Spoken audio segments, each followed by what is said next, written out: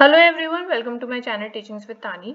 हम आज हुए यूपी ट्रिपल एससी पेट के शिफ्ट 1 के जीएस के क्वेश्चंस ऑलरेडी सॉल्व कर चुके हैं। ये शिफ्ट 2 जीएस के क्वेश्चंस हैं जिन्हें हम इस वीडियो में सॉल्व करने वाले हैं। तो शुरू करते हैं पहले क्वेश्चन के साथ। भारत छोड़ो प्रस्ताव कब पारित किया गया था? ये अगस्त 1942 में पारित किया गया था। दूसरा क्वेश्चन है, हमें बताना है देश में एक से अधिक स्तर की सरकारों के अस्तित्व को कौन दर्शाता है? संघवाद यानी कि फेडरलिज्म। अगला क्वेश्चन है, कंडीशंस ऑफ इकोनॉमिक प्रोग्रेस, ये कार्य किसके द्वारा किया गया है? कॉलिन क्लार्क के द्वारा किया गया है। मनुष्य में शरीर की मुद्रा और संतुलन किसके द्वारा नियंत्रित होती है? सेरेबेलम के द्वारा नियंत्रित होती है। निम्नलिखित में से कौन सी धातु हड़प्पा सभ्यता के लोगों द्वारा ज्ञात उपयोग में नहीं की गई थी? लोहा नहीं, उन्हें नहीं पता था लोहे के बारे में। अगला क्वेश्चन है, भारतीय रिजर्व बैंक तत्काल सीमा पर खुदरा भुगतान सक्षम करने के लिए किस अंतरराष्ट्रीय पहल में शामिल हुआ है? प्रोजेक्ट नेक्सस में शामिल हुआ है, जो क्रॉस बॉर्डर पेमेंट्स देखेगा। अगला क्वेश्चन है, हमें आर्टिकल का बताना है का अर्थ भारतीय संविधान के अनुच्छेद 243 के अंतर्गत गठित स्वशासन की संस्था है। म्यूनिसिपैलिटी की बात करता है आर्टिकल 243। प्राकृतिक गैस के जलने को ऊष्माक्षेपी अभिक्रिया के रूप में क्यों वर्गीकृत किया जाता है? यानी कि इसे एक्सोथर्मिक रिएक्शन क्यों कहा जाता है? इसीलिए कहा जाता है क्योंकि उससे हीट प्रोड्यूस होती है, क्योंकि इस अभिक्रिया में ऊष्मा उत्पन्न होती है। भारत के ग्रैंड ओल्ड मैन के रूप में किसे जाना जाता है? हम सभी जानते हैं, दादा भाई नारोजी को grand old man of India बोलते हैं। मनीष सिंघल को 1 जनवरी 2025 को कहाँ का महासचिव नियुक्त किया गया था? Associated chambers of commerce and industry of India के ये महासचिव नियुक्त किए गए हैं। अगला क्वेश्चन है, भारत में विकास का एलपीजी मॉडल कब प्रस्तुत किया गया था? 1991 में से प्रस्तुत किया गया था, जब मनमोहन सिंह जी फाइनेंस मिनिस्टर थे और पीवी नरसिम्हा राव की सरकार थी। नेक्स्ट क्वेश्चन, केवलादेव राष्ट्रीय उद्यान भारत के किस राज्य में स्थित है? राजस्थान के राज्य में स्थित है ये। अगला क्वेश्चन देखते हैं, ये क्वेश्चन जीएस के हैं तो हम इन्हें स्किप कर लेते हैं। हमारा अगला क्वेश्चन है, जब रासायनिक अभिक्रिया ऊष्मा ऊर्जा को अवशोषित करती है तो अभिक्रिया मिश्रण के तापमान पर क्या असर पड़ता है? तो उसका तापमान गिर जाता है। प्रश्न काल और दिन के एजेंडे के बीच के समय के अंतराल को क्या कहा जाता है? 0 आवर यानी कि शून्य काल कहा जाता है क्वेश्चन आवर और एजेंडा के बीच के समय को। किस देश को छोटे अक्सर शत्रुतापूर्ण इकाइयों में विभाजन को कौन सा शब्द दर्शाता है? बाल्कनीकरण। यानी कि अगर हम शत्रुतापूर्ण इकाइयां बना रहे हैं देशों के बीच तो उसे हम बोलेंगे कि बाल्कनीकरण हो रहा है। अगली बुक इधर दी गई है, development planning the Indian experience book. ये किसने लिखी है? इंपॉर्टेंट बुक है, शुक्ल चक्रवर्ती द्वारा ये लिखी गई है। छांदोग्य उपनिषद स्पष्ट रूप से निम्नलिखित में से किस आश्रम को संदर्भित करता है? इसमें 3 आश्रम बताए गए हैं, ब्रह्मचार्य, गृहस्थ और वानप्रस्थ। अगला क्वेश्चन है, जस्टिन ट्रूडो जिन्होंने 6 जनवरी 2025 को अपने इस्तीफे की घोषणा की थी, किस देश के प्रधानमंत्री थे? कनाडा के प्रधानमंत्री थे। उसके बाद अगला क्वेश्चन देखते हैं, फिर से एक और बुक का नाम आ गया है, इकोनॉमिक हिस्ट्री ऑफ इंडिया। किसके द्वारा प्रकाशित की गई थी? आरसी दत्त के द्वारा प्रकाशित की गई थी। ये फिर से इसके रीजनिंग के क्वेश्चन है, स्किप कर देते हैं। हमारा नेक्स्ट इंपॉर्टेंट क्वेश्चन है, 2025 में कुल कितने पद्म पुरस्कारों की घोषणा की गई थी? 139 पुरस्कारों की घोषणा की गई थी। निम्नलिखित में से कौन से वन खारे पानी के अनुकूल है? यानी कि वो खारे पानी में रह सकते हैं, मैंग्रोव्स खारे पानी में रह सकते हैं। भारत अपनी भूमि सीमा कितने देशों के साथ साझा करता है? 7 देशों के साथ साझा करता है। अगला क्वेश्चन है, भारत संविधान के अनुच्छेद 129 के तहत किसको अभिलेख का न्यायालय घोषित किया जाता है? सर्वोच्च न्यायालय, सुप्रीम कोर्ट ऑफ इंडिया को as a court of record घोषित करता है, आर्टिकल 129। अगला क्वेश्चन बहुत इंपॉर्टेंट क्वेश्चन है, मॉडर्न हिस्ट्री का है ये, कि सुभाष चंद्र बोस को भारतीय स्वतंत्रता लीग की अध्यक्षता किसने सौंपी थी? ये राज बिहारी बोस ने सौंपी थी। इन्होंने इंडियन नेशनल आर्मी और इंडिपेंडेंस इंडियन लीग दोनों की अध्यक्षता सुभाष चंद्र बोस को सौंपी थी। भारत में उपभोक्ता संरक्षण अधिनियम किस वर्ष में पारित हुआ था? 1986 में पारित हुआ था। यह भी न्यूज में था, इसलिए इंपॉर्टेंट क्वेश्चन है। रसिया गीत किस राज्य का क्षेत्रीय गीत है? उत्तर प्रदेश के ब्रज रीजन का ये गीत है। अगला फिर से करंट अफेयर का क्वेश्चन है कि 26 दिसंबर 2024 को किस देश ने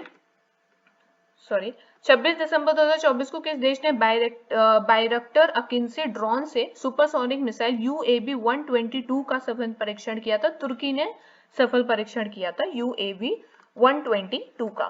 त्रिपिटक किस भाग में त्रिपिटक के किस भाग में बुद्ध की पारंपरिक शिक्षाएं हैं, यानी कि उनकी टीचिंग्स की बात की गई है।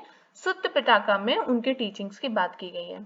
अगला बहुत जरूरी क्वेश्चन है, इंटरनेशनल सिविल एविएशन ऑर्गेनाइजेशन यानी कि अंतर्राष्ट्रीय नागरिक उड्डयन संगठन ICAO का मुख्यालय कहाँ स्थित है?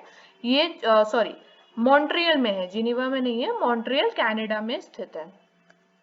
अगला क्वेश्चन देखते हैं।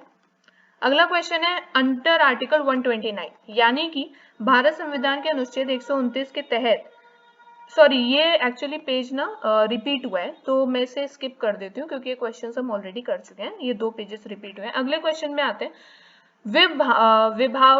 विभवांतर मापने के लिए किस उपकरण का उपयोग किया जाता है, यानी कि पोटेंशियल डिफरेंस के लिए हम क्या यूज करते हैं? वोल्ट मीटर यूज करते हैं। अगला क्वेश्चन है अभ्यास साइक्लोन 2025 भारत और किस देश के बीच आयोजित किया जा रहा है? ये इजिप्ट और इंडिया के बीच एक्सरसाइज होती है जिसको साइक्लोन बोलते हैं।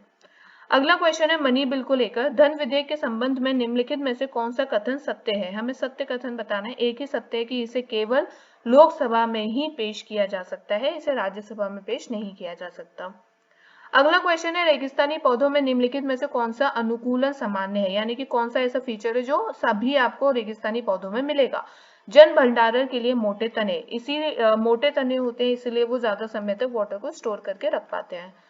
सबसे अच्छा क्वेश्चन, भारत ने 1983 क्रिकेट विश्व कप फाइनल में किस टीम को हराया था? सबको पता है, वेस्ट इंडीज को हराया था। उसके बाद देखते हैं भारतीय अर्थव्यवस्था की रीढ़ क्या है? एग्रीकल्चर, कृषि भारतीय अर्थव्यवस्था की रीढ़ है। क्यूबा की राजधानी क्या है? क्यूबा की राजधानी है हवाना। 23वें तीर्थंकर पार्श्वनाथ से जुड़ा प्रतीक क्या है? सांप, उनसे जुड़ा प्रतीक है सांप। नेक्स्ट क्वेश्चन है कि निम्नलिखित में से किसे 2024 में पैरा तैराकी के लिए अर्जुन पुरस्कार लाइफ टाइम अवार्ड मिला है? काफी इंपॉर्टेंट है। मुरलीकांत राजाराम पेटकर जी को यह अवार्ड दिया गया है।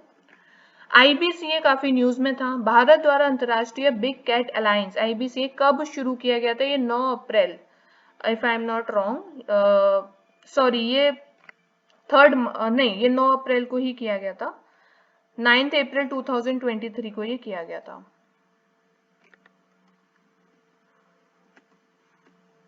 अगला क्वेश्चन देखते हैं, फॉरवर्ड ब्लॉक की स्थापना किसने की थी? फॉरवर्ड ब्लॉक की स्थापना सुभाष चंद्र बोस ने की थी।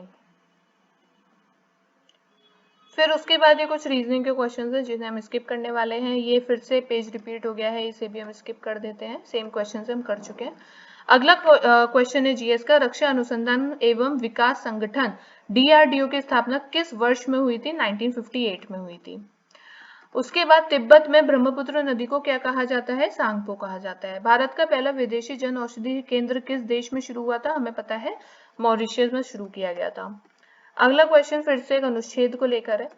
भारतीय संविधान के अनुच्छेद 57 के अनुसार कोई व्यक्ति, जो हमें बताना है कौन सा व्यक्ति है वो, के रूप में पद धारण करता है या जिसने पद धारण किया है, इस संविधान के अन्य प्रावधानों के अधीन उस पद पर पुनः चुनाव के लिए पात्र होगा। तो इधर बात हो रही है राष्ट्रपति के पुनः चुनाव की, आर्टिकल 57। आगे बढ़ते हैं, रुद्रदामन ने गिरना शिलालेख में सुदर्शन झील का उल्लेख किया है, हमें पता है। अब हमें बताना है कि इसका निर्माण किस मौर्य शासक के शासन काल में हुआ था?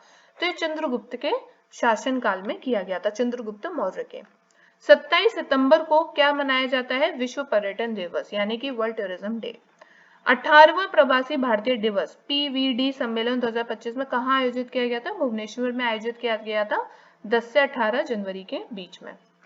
आगे बढ़ते हैं, निम्नलिखित में कौन सा राज्य भूजल के अति दोहन से सबसे गंभीर समस्या का सामना कर रहा है? पंजाब। मैं आपको बता दूं, पंजाब, हरियाणा और राजस्थान, ये 3 ऐसे स्टेट्स हैं जहाँ पे ग्राउंड वाटर एक्सप्लॉयटेशन की सबसे ज्यादा शिकायत है।